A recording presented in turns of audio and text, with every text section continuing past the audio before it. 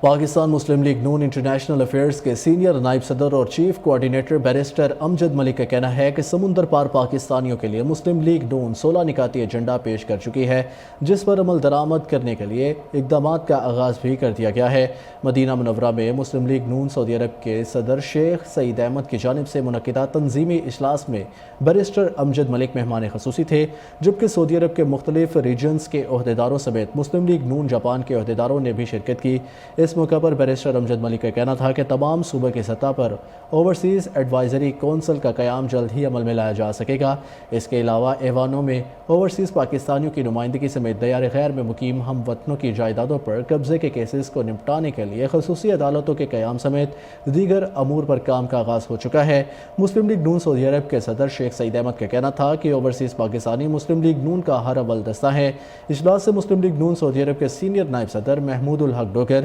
صدر ریاض region Adnan Iqbal but, مسعود پوری، چودھری سجاد علی، ملک یونس سمیت دیگر نے بھی اظہار خیال کیا اور بیرون ممالک مقیم پاکستانیوں کی بہتری کے لیے تجاویز پیش کی۔